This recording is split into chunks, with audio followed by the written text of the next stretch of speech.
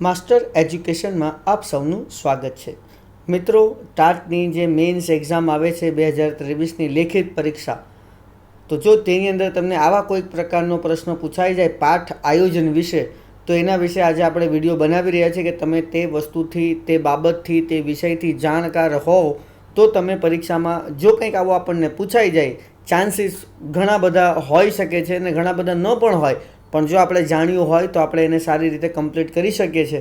તો આજે પાઠ આયોજન છે તે શું હોય છે, કેવી રીતે થાય છે, એની અંદર કઈ કઈ બાબતોનો, કયા કયા મુદ્દાઓનો સમાવેશ થાય છે, પાઠ આયોજન કરતી વખતે કઈ કઈ બાબતોનું આપણે ધ્યાન રાખવાનું છે, અને પાઠ આયોજનના કેટલાક ઉદાહરણો, તાસ આયોજનના કેટલાક ઉદાહરણો આપણે આજે આ વિડીયોમાં ડિસ્કસ કરીશું.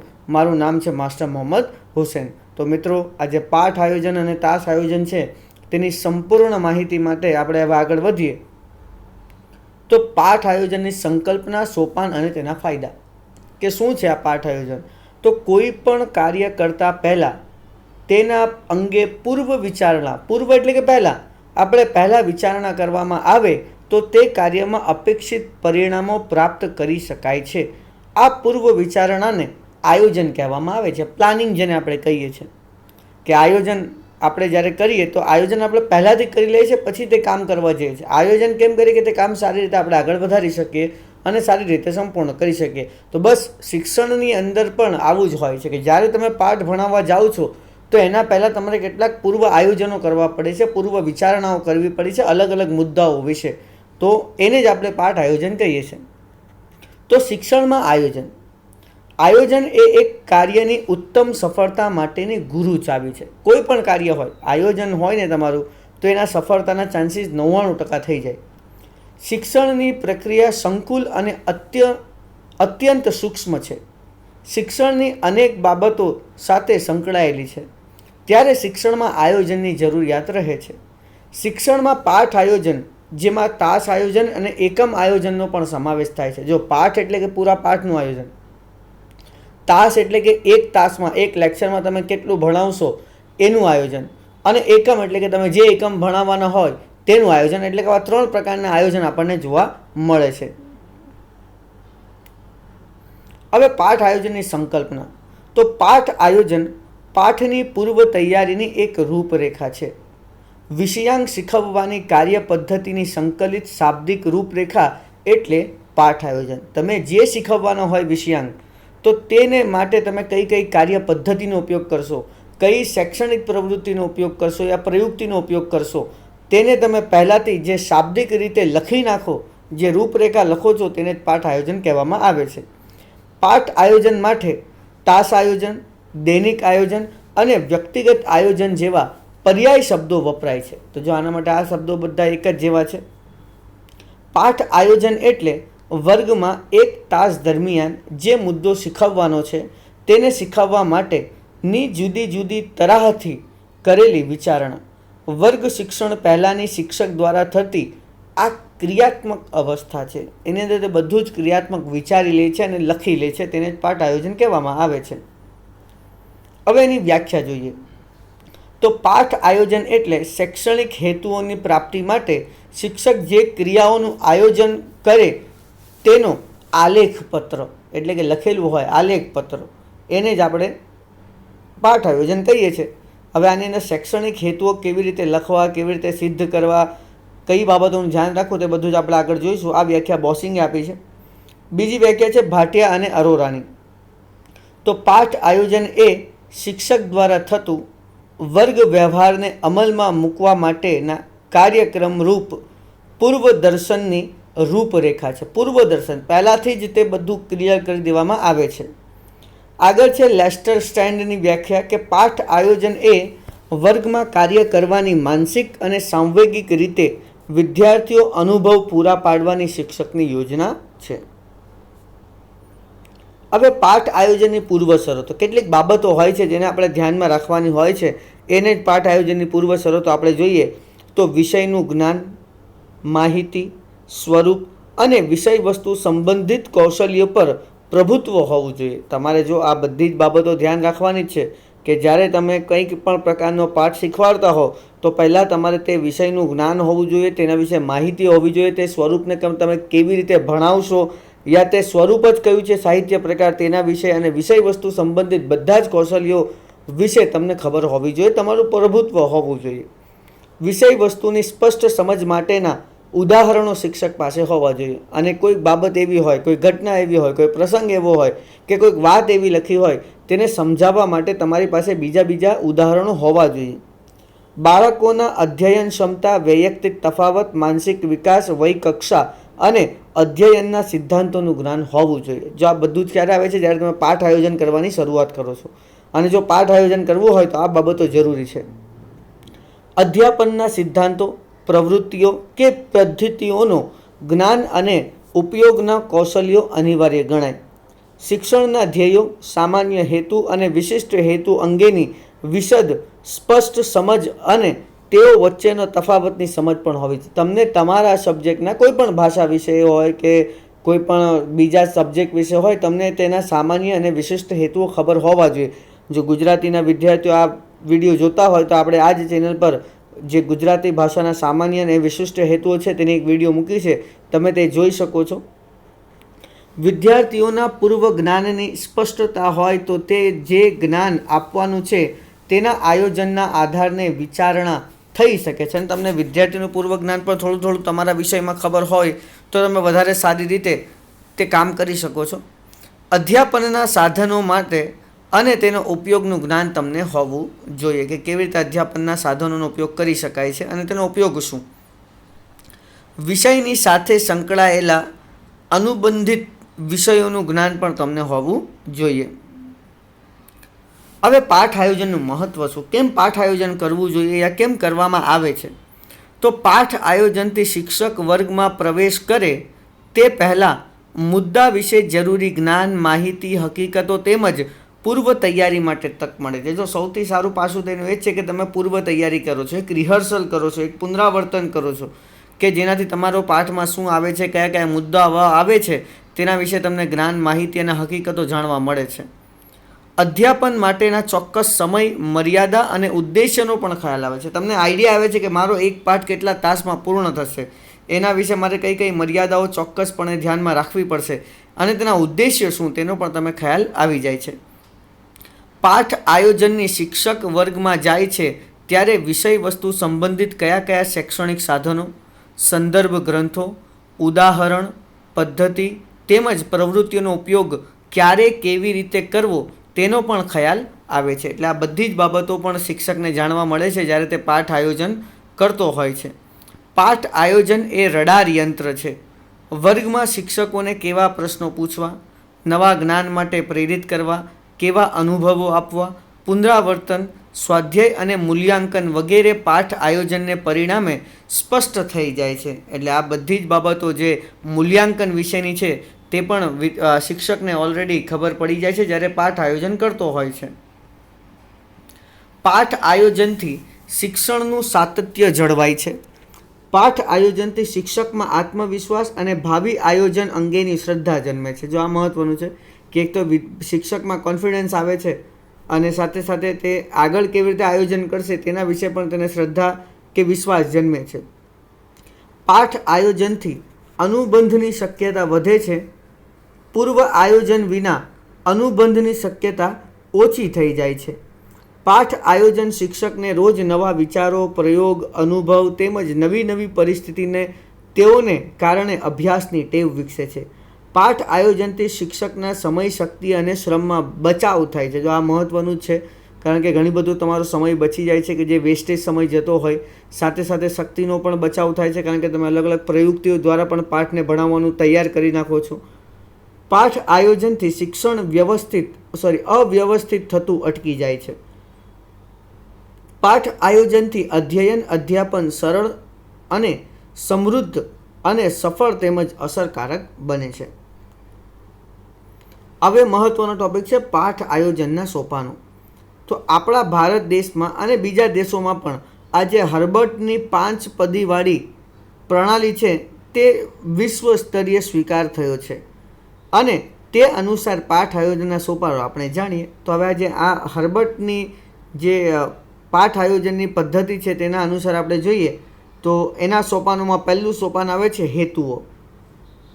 શિક્ષણની પ્રક્રિયા હેતુલક્ષી છે. શિક્ષક દ્વારા વ્યક્તિના વર્તનમાં પરિવર્તન લાવીને તેનો જીવન વિકાસ સાધવાનો છે. હેતુઓ બે પ્રકારના હોય છે, સામાન્ય હેતુ અને વિશિષ્ટ હેતુ. એટલે જે આપણી શિક્ષણની પ્રક્રિયા છે તે હેતુલક્ષી છે. એટલે હેતુ તો આવવાના છે પાઠ આયોજનની અંદર.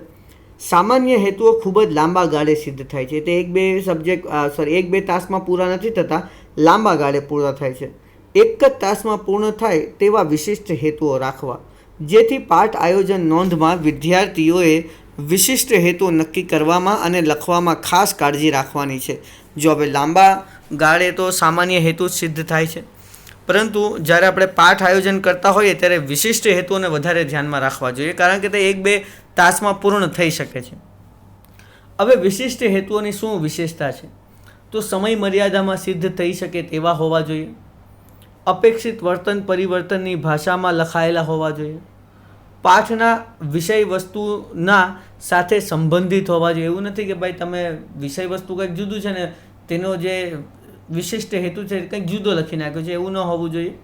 સરળ અને સ્પષ્ટ ભાષામાં રચાયેલા હોવા જોઈએ અને હેતુ વાસ્તવિક એટલે કે સિદ્ધ થઈ શકે તેવા હોવા જોઈએ, ઇમ્પોસિબલ ન હોવા જોઈએ. એમ તો એવું કહેવામાં આવે છે ઇમ્પોસિબલ કંઈ જ નથી, પણ વિદ્યાર્થીની કક્ષાએ આપણે વિચારવાનું છે. બીજું સોપાન આવે છે વિષયાભિમુખ. આ સૌથી મહત્વનો સોપાન છે. શિક્ષણ પાઠમાં પ્રવેશ કરાવવા માટે આ પ્રથમ સોપાન છે. તમારે શિક્ષણમાં એન્ટ્રી લેવી હોય, જે તમે પાઠ ભણાવવાના છો તેમાં એન્ટ્રી લેવી હોય તો આ પ્રથમ સ્થાન છે. એટલે જ વિષયાભિમુખ એટલે કે વિષય અભિમુખ તેની તરફ લઈ જવું, જેને વિષય પ્રવેશ પ્રારંભ જેવા નામથી પણ ઓળખવામાં આવે છે. વિષયાભિમુખ વિશે તમે માઇક્રો ટીચિંગ એક કૌશલ્ય તરીકે વિસ્તૃત રીતે પરિચય મેળવ્યો હશે. માઇક્રો ટીચિંગની અંદર પણ વિષયાભિમુખ કૌશલ્ય આવે છે, તો ત્યાં તમે શીખ્યા જશો. વિષયાભિમુખના મુખ્ય 2 હેતુઓ છે. કયા 2 હેતુ? તો બાળકોમાં રહેલા પૂર્વ જ્ઞાનની ચકાસણી કરવી અને બાળકોને નવા જ્ઞાન માટે ઉત્સુક તત્પર કરવા. હવે માતૃભાષાના શિક્ષણની અંદર ઘણી બધી વિષયાભિમુખ પદ્ધતિઓ છે, તો તેના વિશે આપણે થોડીક માહિતી મેળવીએ, કારણ કે આપણા કામની છે. તો માતૃભાષામાં વિષયાભિમુખ ઘણી પ્રવૃત્તિઓ દ્વારા કરાવી શકાય છે. એટલે કે તમે એવું નથી કે માત્ર બોલીને જ વિષયાભિમુખ, આના સિવાય પણ ઘણી બધી પદ્ધતિઓ છે જેનાથી તમે વિષયાભિમુખ કરાવી શકો છો તમારા પાઠનું. કઈ પ્રવૃત્તિ પસંદ કરવી તેનો આધાર બાળકના પૂર્વ અનુભવ અને શીખવવાના એકમ પર આધાર રાખે છે. તો હવે જોઈએ આપણે કઈ કઈ પદ્ધતિ છે. પહેલું છે કથન પદ્ધતિ.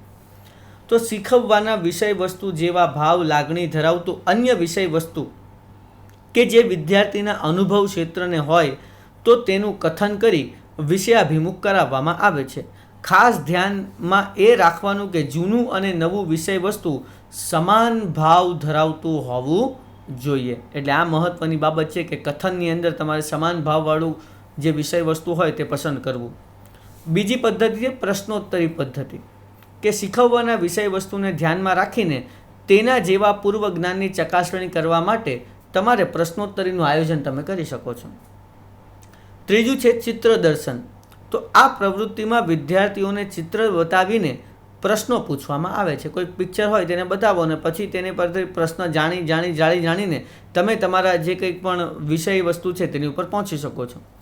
ચોથું છે ઉક્તિ અથવા કહેવતો દ્વારા. તમે બોર્ડ પર એક ઉક્તિ લખી દો, પછી વિદ્યાર્થીઓને વિચારવાનું કહો.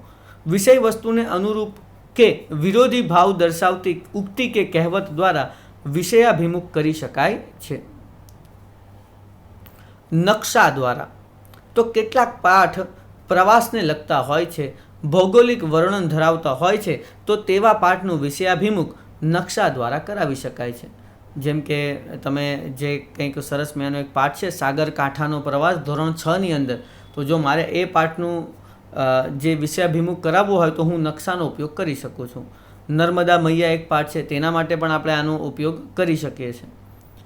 સમાન ભાવવાળી પંક્તિઓ દ્વારા પણ તમે વિષયાભિમુખ કરાવી શકો છો. તો શીખવવાના વિષય વસ્તુને અનુરૂપ ભાવ દર્શાવતી કાવ્ય પંક્તિઓ દ્વારા વિષયાભિમુખ કરાવી શકાય છે. જેમ કે કોઈ માતા વિશે કાવ્ય હોય કે જનનીની જોડ સકી નહીં જડે રે લોલ, મારે આ કાવ્ય શીખવવું છે, તો એના માટે મારે કોઈ બીજી એવી માતા ઉપર કાવ્ય હોય તો તેનો સહારો લેવો પડે. ત્યારે આપણે સમાન ભાવવાળી કાવ્ય પંક્તિ પદ્ધતિનો ઉપયોગ કરીએ છીએ. નાટ્યકરણ એટલે કે વિષય વસ્તુને અનુરૂપ ભાવ કે પ્રસંગ આધારિત નાનું નાટક કે રોલ પ્લે કરી શકાય છે. એટલે તમે કોઈક એવું પાત્ર હોય તેને ભજવીને પણ બાળકોને તેના ભાવ તરફ, તેના જે કંઈ પણ લાગણી છે તે તરફ, યા તેના જે બોધ છે તે તરફ લઈ જઈ શકો છો. લેખક કવિ પરિચય આ સૌથી કોમન છે, આપણે સ્ટાર્ટિંગમાં આવું જ કરીએ છીએ. એટલે કેટલીક કૃતિઓનો વિષયાભિમુખ લેખક કે કવિ પરિચય દ્વારા આપવાથી વધુ વાસ્તવિક બને છે. શરૂઆતમાં લેખક કે કવિનો ફોટો પણ બતાવવો જોઈએ. સાહિત્ય પ્રકાર દ્વારા એટલે જે કંઈ તમે શીખવવાના છો તેના સાહિત્ય પ્રકારની જાણકારી આપીને પણ તમે વિષયાભિમુખ કરાવી શકો છો. કે ગઝલ કે લોકગીત જેવા પ્રકારની કૃતિ હોય તો તે સાહિત્ય પ્રકારના લક્ષણો કે વિશેષતાઓ જણાવી જરૂરી પ્રશ્નો પૂછી વિષયાભિમુખ કરાવી શકાય છે. વ્યક્તિ પરિચય દ્વારા તો કેટલીક કૃતિઓમાં કોઈ મહાન વ્યક્તિની વાત કરતું હોય તો વિષય વસ્તુ હોય ત્યારે વ્યક્તિનો પરિચય કરાવી શકાય. ધારો કે તમે કોઈ પાઠ ભણાવો છો ને તેમાં કોઈ કેરેક્ટર આવતું હોય તો પહેલાં તેના વિશે તમારે એનો પરિચય આપી દેવો, પછી તમારે ભણાવવાનું શરૂ કરવું. કલાકૃતિના પ્રત્યક્ષ નમૂના કે ફોટોગ્રાફ દ્વારા તો કેટલાક પાઠ કે કાવ્યમાં ઐતિહાસિક સ્મારકો, ભૌગોલિક સ્થળ કે ઐતિહાસિક ઘટનાની વાત આલેખી હોય છે. ત્યારે ભણાવવામાં પ્રત્યક્ષ નમૂના કે ફોટોગ્રાફ વાપરી ને વિષયાભિમુખ કરાવી શકાય છે. જેમ કે તાજમહેલ વિશે ભણાવવાનું હોય તો જો મારી પાસે તાજમહેલનો ફોટો હોય તો તે દ્વારા હું તેને ભણાવી શકું છું.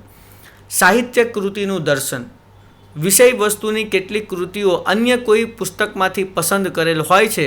મૂળ કૃતિ દર્શાવી તેણે લગતા કેટલાક પ્રશ્નો પૂછી વિષયાભિમુખ કરાવી શકાય છે. જેમ કે ધોરણ 9ની અંદર બીજો પાઠ છે ચોરી અને પ્રાયશ્ચિત, જે ગાંધીજીએ લખ્યો છે અને જે સત્યના પ્રયોગોમાંથી લેવામાં આવ્યો છે. તો જો હું ડાયરેક્ટ વર્ગખંડની અંદર સત્યના પ્રયોગો નામનું પુસ્તક લઈ જાઉં અને વિદ્યાર્થીને એ દ્વારા પણ હું વિષયાભિમુખ કરાવી શકું છું. જેમ કે ધોરણ 10 ઇંગ્લિશ મીડિયમની અંદર પ્રયાણ પાઠ છે જે ભદ્રમભદ્રની અંદરથી લેવામાં આવ્યો છે, તો ડાયરેક્ટ આપણે પુસ્તક લઈ જઈ શકીએ છીએ ભદ્રમભદ્ર. સમાન ભાવવાળી કૃતિના પૂર્વ અનુભવને આધારે તો વિદ્યાર્થીઓ અગાઉના ધોરણમાં કોઈ પાઠ કે કાવ્ય શીખી ગયા હોય તેના ભાવ ધરાવતી અન્ય કૃતિનું વિષયાભિમુખ કરાવતા અગાઉ શીખી ગયેલ કૃતિ વિશે પ્રશ્ન પૂછી વિષયાભિમુખ કરાવી શકાય છે. જેમ કે મારે અમૃત કાકી પાઠ ભણાવવો છે, લોહીની સગાઈ, તો એના માટે હું ધોરણ 6ની અંદર માતૃ હૃદય પાઠ આવે છે, તમે બધા જો જાણતા હોય ગુજરાતી ભાષાના શિક્ષકો, તો હું એનો પરિચય આપીને પણ આ પાઠની શરૂઆત કરી શકું છું. હવે ત્રીજું સોપાન આવે છે વિષયાંગ જાહેરાત. પહેલું હતું હેતુઓ નિર્ધારિત કરવા, સામાન્ય અને વિશિષ્ટ, એમાં વિશિષ્ટને વધારે મહત્ત્વ આપવું. બીજું હતું વિષયાભિમુખ. હવે ત્રીજું આવે છે વિષયાંગની જાહેરાત. જો તમે વિષયાભિમુખ કરાવી દીધો પછી તમારે હેતુ કથન બોલવાનું હોય છે. જોઈએ આપણે શું છે કે શિક્ષક વિષયાભિમુખ કરશે ત્યારે તેનું છેલ્લું વિધાન આ પ્રકારનું હોય છે. તો વિદ્યાર્થી મિત્રો, આજે આપણે ખાલી જગ્યા પાઠ કે કાવ્ય શીખીશું, એટલે એના જેવો પાઠ કે કાવ્ય શીખીશું. આ વિધાન દ્વારા શિક્ષક આજે શું શીખવવા માંગે છે તેની જાણ વિદ્યાર્થીઓને કરે છે. હર્બાટની પંચપદીમાં આ પદ્ધતિમાં આ વિધાનને હેતુ કથન તરીકે ઓળખવામાં આવે છે. ચોથું સોપાન છે આદર્શ વાંચન, ગાન કે પઠન. વિષયાંગની જાહેરાત કરી દીધી, હવે તમારે આદર્શ વાંચન કરવાનું છે. તો આ સોપાન દ્વારા પાઠના વિષય વસ્તુને પ્રત્યક્ષ વિભાગની શરૂઆત થાય છે. આ માટે શિક્ષકે યોગ્ય જગ્યાએ ઊભા રહીને વિદ્યાર્થીઓ સરળતાથી અને સ્પષ્ટ રીતે સાંભળી શકે તેવી રીતે સ્પષ્ટ અને ભાવવાહી અને અસરકારક વાંચન કરવાનું હોય છે. શિક્ષકના આ વાંચનને આદર્શ વાંચન કહે છે, જે ખરેખર વિદ્યાર્થીઓ માટે આદર્શ બનવું જોઈએ. તેમાં શ્રવણ કૌશલ્યનો વિકાસ થાય છે. એટલે આદર્શ વાંચન જો તમે કરશો શિક્ષક તરીકે તો વિદ્યાર્થીઓમાં પણ તે ગુણ આવશે અને તે વધારે સારી રીતે શ્રવણ કૌશલ્યનો તે વિકાસ કરી શકશે. પાંચમું છે વિદ્યાર્થીઓનું મુખ વાંચન. તો પાઠના આયોજન વાંચન આદર્શ વાંચન પછી શિક્ષકે કાપા કાર્ય પર 2-3 ટૂંકા હેતુલક્ષી પ્રશ્નો લખવા જોઈએ. જો હવે આની અંદર પાઠ આયોજનમાં તો ખરી જ વાત છે, પરંતુ એમ પણ જો શિક્ષક ભણાવતા હોય તો તેણે કાપા કાર્યનો જરૂર ઉપયોગ કરવો જોઈએ.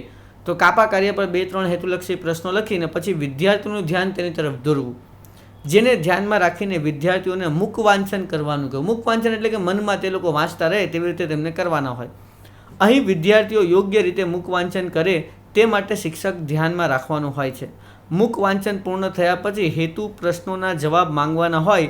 વર્ગ શિક્ષણમાં શિક્ષકે આ સોપાનનો ઉપયોગ કરવો જ જોઈએ. આમ પણ તમારે વચ્ચે પ્રશ્નો વિદ્યાર્થીઓને પૂછવા જોઈએ. છઠ્ઠું આવે છે અને મોસ્ટ ઇમ્પોર્ટન્ટ છે વિષય વસ્તુનું નિરૂપણ. તમે કેવી રીતે વિષય વસ્તુ બાળકોને સમજાવો છો. તો આ સોપાનમાં શિક્ષકે પાઠના વિષય વસ્તુ સંબંધિત ચર્ચા કરવાની છે. એટલે તમારે આખો પાઠ તેમને એક્સપ્લેનેશન આપવાનું છે. પાઠ વસ્તુને નિરૂપણ હોય તેવી બાબતોનો ખાસ ધ્યાન રાખવું. આ સોપાનની શરૂઆતમાં પ્રશ્ન પૂછીને અને અંતે પણ પ્રશ્ન પૂછીને થાય છે. એટલે કે જ્યારે તમે વિષય વસ્તુનું નિરૂપણ કરતા હો તો શરૂઆત પણ તમારે પ્રશ્ન પૂછીને કરવાની છે અને અંત પણ પ્રશ્ન પૂછીને મૂલ્યાંકન દ્વારા કરવાનું છે.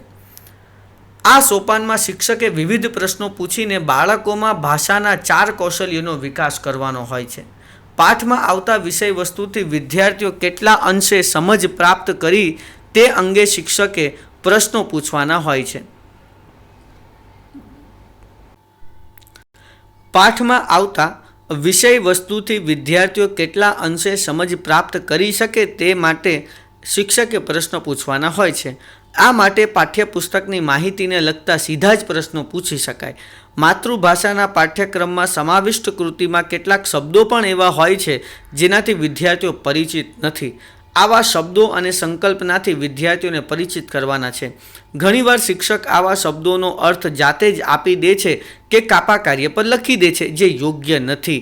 શિક્ષકે જુદી જુદી પ્રવૃત્તિઓનો ઉપયોગ કરીને શબ્દોનો અર્થ અને સંકલ્પના વિદ્યાર્થીઓ પાસેથી જ મેળવવાના હોય છે. શબ્દોનો અર્થ કઢાવવા માટે ઘણી અલગ અલગ પ્રકારની પ્રયુક્તિ અને પદ્ધતિઓનો ઉપયોગ પણ કરી શકાય છે. તો જ્યારે તમે વિષય વસ્તુ સમજાવતા હો બાળકોને તો પ્રશ્ન પણ પૂછવાના હોય, અઘરા શબ્દો આવતા હોય, તળપદા શબ્દો આવતા હોય, રૂઢિપ્રયોગ કે શબ્દ સમૂહ આવતો હોય, જે કંઈ પણ આવતું હોય તે બધું જ તમારે સમજાવવું પડે. અને એ સમજાવવા માટે પણ તમારે વિદ્યાર્થી પક્ષે વધારે વિચારણા કરો તો વધુ સારું છે. ડાયરેક્ટ આપણે જણાવી નથી દેવાનું કે પછી આપણે ડાયરેક્ટ કાપા કાર્ય પર લખી નથી દેવાનું. આવી કેટલીક પદ્ધતિઓ છે જે આપણે જાણીએ કે કેવી રીતે તમે વિદ્યાર્થીને જણાવી શકો છો કોઈ વાક્યનો અર્થ કે શબ્દનો અર્થ. તો કોઈ શબ્દ એવો હોય તમે તેને વાક્યમાં પ્રયોગ કરો. એટલે વાક્ય પ્રયોગ દ્વારા, સ્પષ્ટીકરણ દ્વારા, ચિત્ર દ્વારા, મોડેલ દ્વારા, સમાસનો વિગ્રહ કરીને તે શબ્દનો જો સમાસ છૂટો પડતો હોય, જેમ કે નવરાત્રિ, વિદ્યાર્થીને નથી સમજાયું તો નવરાત્રિઓનો સમૂહ, આવી રીતે પણ તમે તેને સમજાવી શકો છો.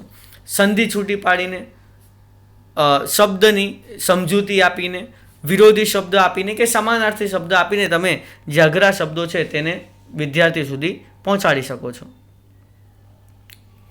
શિક્ષકે વિષય વસ્તુના અધ્યાપન દરમિયાન વ્યાકરણ વિષયક બાબતો, જેને આપણે ભાષા વસ્તુના મુદ્દા કહીએ છીએ, તેનું પણ અધ્યાપન કરવાનું હોય છે. શિક્ષકે વિષય વસ્તુનું સ્પષ્ટીકરણ કરતાં પૂછેલા પ્રશ્નોના જવાબ આપે ત્યારે વ્યાકરણ વિષયક બાબતોની પરિચિત કરતાં વગેરે જેવી પ્રવૃત્તિઓ દરમિયાન કાપા નોંધ પણ લખવાની હોય છે. એટલે એવું નથી કે માત્ર તમારે પાઠ જ ભણાવતા જવું.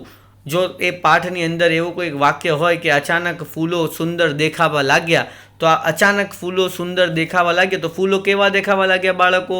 સુંદર. તો આ સુંદર શું છે? વિશેષણ છે. એટલે આવી રીતે પણ તમે વિદ્યાર્થીને જ્યારે પાઠ ભણાવતા જાઓ ત્યારે વ્યાકરણના જે અલગ અલગ મુદ્દાઓ છે તેને પણ તમારે સાથે શીખવતા જવું જોઈએ.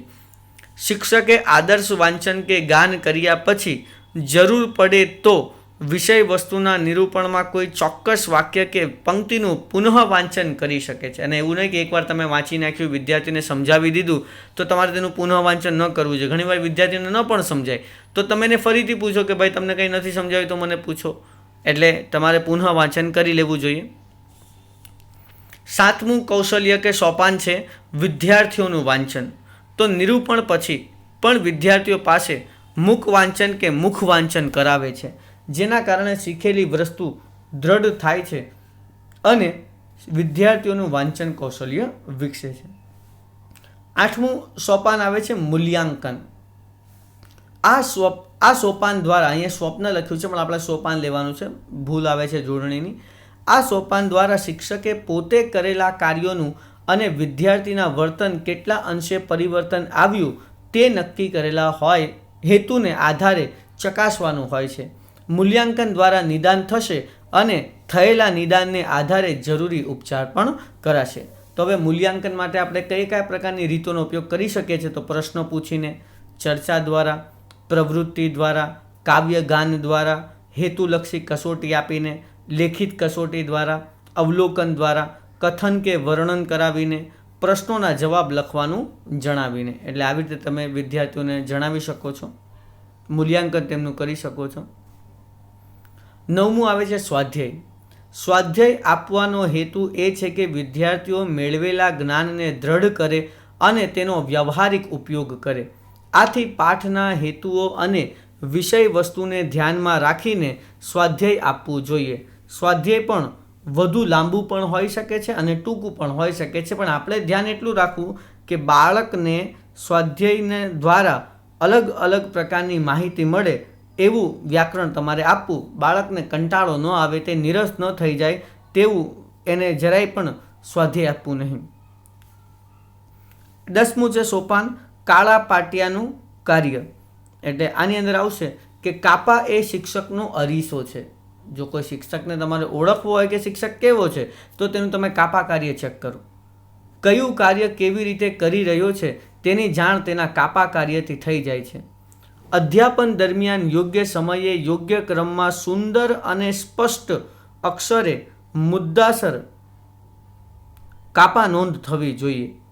માતૃભાષામાં કાપા કાર્ય 2 વિભાગમાં કરવામાં આવે છે. એક તો વિષય વસ્તુના મુદ્દામાં અને એક ભાષા વસ્તુના મુદ્દામાં. આપણે જોઈશું પાઠ આયોજન અને તાસ આયોજન બંનેના નમૂના આપણી પાસે છે, તો આપણે તેનો પણ લાભ લઈશું.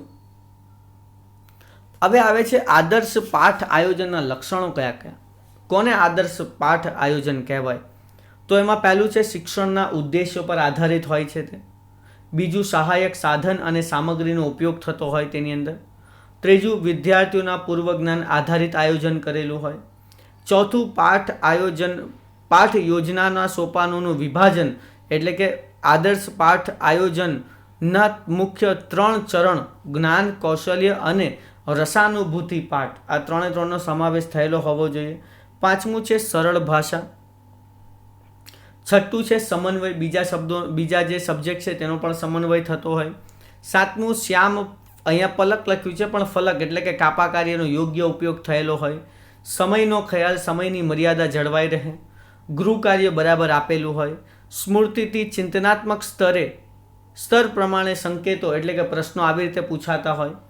11મું ઉદાહરણોનો ઉપયોગ થયો હોય. અને 12મું પાઠ યોજનાનું મૂલ્યાંકન થયું હોય. તો હવે જો તમારી સામે જ છે કે પાઠ આયોજનનું એક આપણે ઉદાહરણ લીધું છે, તો પાઠ આયોજન જો તમને પરીક્ષામાં અહીંયા પૂછાઈ જાય કે ભાઈ ધોરણ 9ની અંદર ગુજરાતી ભાષાનો છપ્પા કાવ્યનો પાઠ આયોજન બનાવો, તો જો આપણને ખબર હોય કે પાઠ આયોજનમાં કઈ કઈ બાબતોનો સમાવેશ થાય છે તો તમે પાઠ આયોજન બનાવી શકો છો. તો પહેલાં તો તાલીમાર્થીનું નામ, શાળાનું નામ નીચે આવશે, પછી તારીખ, ધોરણ 9, તાસ કયો તો પહેલો, સમય જેટલો થતો હોય એટલો લખી દેવો, 30 મિનિટ, 45 મિનિટ જે છે તે. વિષય ગુજરાતી, વિષયાંક ખતુ ડોશી, દિલીપ રાણપુર, એમના લેખકનું નામ આવી રીતે તમારે લખવાનું. આ પાઠ સહિત આપેલા પાઠોની પદ્ધતિની સંખ્યા તમારે જણાવવી. હવે આપણે બધા જ બીએડમાં 2 પદ્ધતિથી જ ભણ્યા છે. મારી જો પદ્ધતિ હોય તો ગુજરાતી અને હિન્દી, તો તમારી ગુજરાતી અને હિન્દી જે પદ્ધતિ આવતી હોય, ગુજરાતી સમાજવિદ્યા આવતી હોય, ગણિત કે પછી વિજ્ઞાન આવતી હોય તો તમે લખી શકો છો. પછી પહેલો જ મુદ્દો આવે છે સામાન્ય હેતુઓ. તો વિદ્યાર્થી આ જે પાઠ તમે ચલાવશો તેમાંથી કયા કયા સામાન્ય હેતુઓ શીખશે, અને એ સામાન્ય હેતુઓને અનુસાર જે વિશિષ્ટ હેતુ હોય તે પણ તમારે દર્શાવવાના હોય. પછી આવશે શૈક્ષણિક પદ્ધતિ. તમે કઈ કઈ શૈક્ષણિક પદ્ધતિનો ઉપયોગ કરશો આ પાઠની અંદર? તો વ્યાખ્યાન, પ્રશ્નોત્તર, ઘણી બધી પદ્ધતિ, આપણે બધી જ પદ્ધતિ વિશે આપણે વિડીયો બનાવી છે તો તમે જોઈ શકો છો. હવે આની અંદર પ્રયુક્તિઓ, તો તમે કઈ પ્રયુક્તિનો ઉપયોગ કરશો? પ્રશ્ન પ્રયુક્તિ છે, જૂથ ચર્ચા પ્રયુક્તિ છે, ઘણી બધી પ્રયુક્તિ, તેના વિશે પણ આપણે વિડીયો બનાવ્યા છે, તમે તે જોઈ શકો છો. પછી આવે છે સંદર્ભ સાહિત્ય. તમે કયા કયા સાહિત્ય પુસ્તકોનો ઉપયોગ કર્યો જ્યારે તમે આ પાઠ ભણાવ્યો ત્યારે. એટલે તમે અહીંયાથી જોઈ શકો છો, આવી રીતે તમે એક બોક્સ બનાવી શકો છો. આગળ જોઈએ તો હવે વિશિષ્ટ હેતુ આવે છે. જો હવે આવી રીતે 3 તમારે ભાગ બનાવી દેવાનો છે: વિશિષ્ટ હેતુઓ, શૈક્ષણિક મુદ્દાઓ અને શૈક્ષણિક સાધનો જેનો આપણે ઉપયોગ કરવાના હોય. તો પહેલું છે વિદ્યાર્થીઓ પૂર્વ જ્ઞાનને આધારે વિષયાભિમુખ થયા. એટલે તમે એને વિષયાભિમુખ કરો છો. તો એના માટે તમે શું ઉપયોગ કરશો? જો મેં અહીંયા પ્રસ્તાવનામાં માતે માં, એ હેત ભરી, નજર ક્યાં કળાય નહીં, ખટુ ડોસી પાઠ ચલાવું છું, પણ તેના માટે આપણે કોઈ બીજા પાઠનો સહારો લીધો છે. પછી મેં કવિચય પરિચય આપ્યો છે, એટલે કે દિલીપ લાલપુણ, પછી તેમના વતન, રેખાચિત્ર બધા જ વિશે આપણે જણાવ્યું છે. હવે આની અંદરથી વિશિષ્ટ હેતુ શું શીખ્યા? બાળકો સાંભળી રહ્યા છે, મેં કથન પદ્ધતિનો ઉપયોગ કર્યો છે, એટલે બાળકો ધ્યાનપૂર્વક શ્રવણ કરશે. એટલે અહીંયા એમનો આ એક પ્રકારનો વિશિષ્ટ હેતુ છે. એટલે બધા જ વિશિષ્ટ હેતુઓ તમે લખ્યા છે કે વૃદ્ધ ખટુ ડોશીનું વર્ણન કરે છે, નવા શિક્ષક વિશે માહિતી આપે છે. એટલે ઘણું બધું તમે લખી શકો છો. શૈક્ષણિક મુદ્દાઓમાં તમે બધી જ બાબતોનો સમાવેશ કરો જે તમે ભણાવવાના છો. શુદ્ધ ઉચ્ચારના શબ્દો, ખટુ ડોશીનું વર્ણન, શોર્ટમાં બધું આપણે જણાવવાનું છે. લખો ત્યારે, હા, બાકી ક્લાસરૂમમાં તો તમારે ડિટેલમાં જ બધું જણાવવાનું હોય.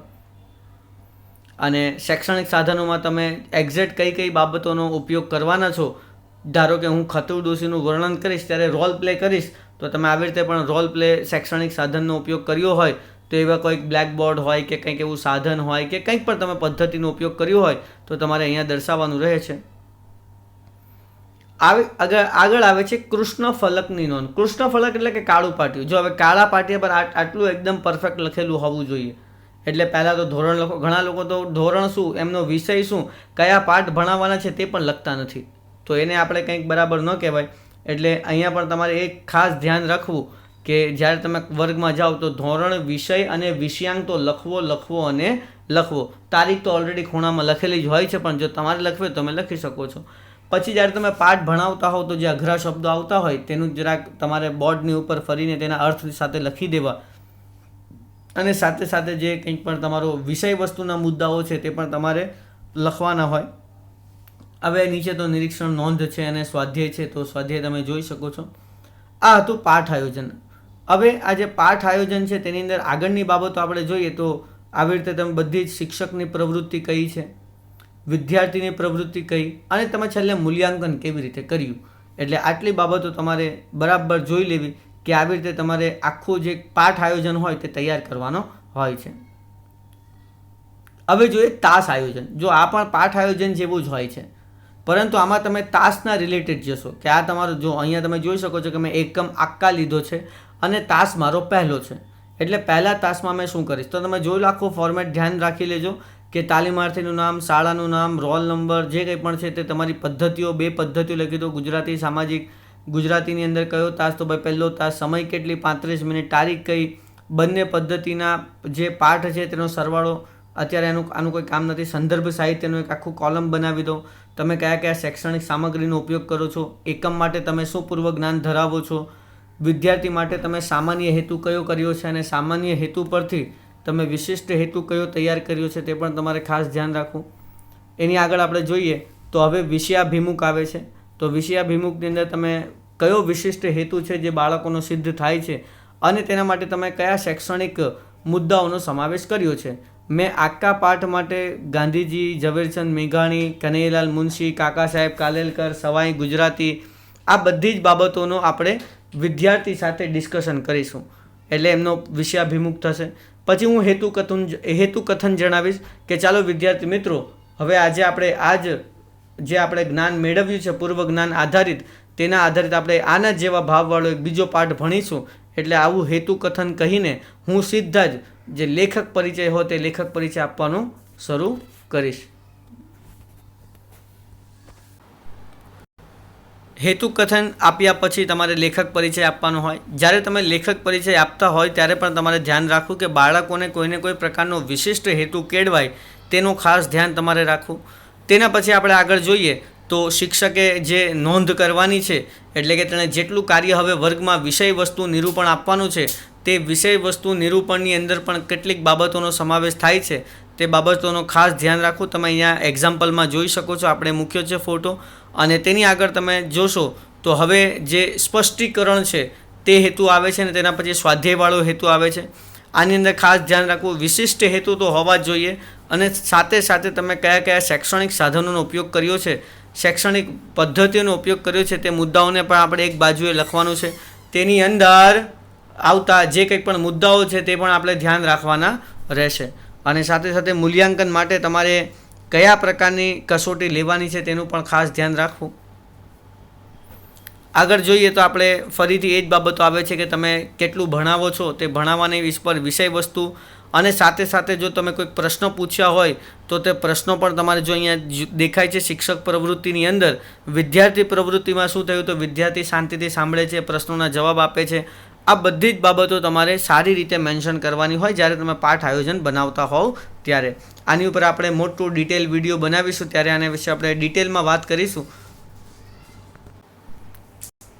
આગળ જોઈએ આપણે તો જે શ્યામ ફલક છે એટલે કે કાળા પાટિયાનું વર્ક, તે તમે આપણે પહેલાં વાત કરી તેવી જ વાત આપણે કરીશું. અને તેની અંદર પણ તમે જોઈ શકો છો ધોરણ, વિષય, તારીખ, વિષયાંક બધું જ લખ્યું છે આપણે ઓલરેડી. પછી જો તમારે થોડોક લેખકનો પરિચય પણ લખવો હોય બોર્ડની ઉપર તો તમે લખી શકો છો. સાથે સાથે જે મહત્ત્વના મુદ્દાઓ છે પાઠના તે પણ તમે બોર્ડ પર લખી શકો છો. એક સાઈડ પર અપરિચિત શબ્દો જે બાળકો ન જાણતા હોય તો તેનો અર્થ પણ જણાવો. રૂઢિપ્રયોગ છે, તળપદા શબ્દો છે, શબ્દ સમૂહ છે, આવા બધા જ શબ્દો તમે તમારા બોર્ડની ઉપર લખી શકો છો. સ્વાધ્યાયની અંદર તમે જો અત્યારે તાસ આયોજન ચાલે છે તો તાસની અંદર તમે સ્વાધ્યાય તો આપી શકતા નથી, પ્રશ્નો તો આપી શકતા નથી. તો જો તમારી પાસે કોઈ અલગથી બનાવેલા પ્રશ્નો હોય તે તમે આપી શકો છો, યા તો વિદ્યાર્થીને ગદ્યખંડ ઘરે વાંચવા માટે પણ આપી શકો છો. અને આ જે નીચેનું છે તે તો પાઠ નિરીક્ષણ જે કરતા હોય તેમણે નોંધ લખ્યું હોય તેના માટે છે. તો આટલી બાબતો પાઠ આયોજન અને તાસ આયોજનમાં આવે છે અને હું એવી આશા રાખીશ કે આ બધી જ બાબતો તમને સારી રીતે સમજાઈ હશે. હવે આપણે અહીંયા વિરામ લઈએ છીએ. આભાર.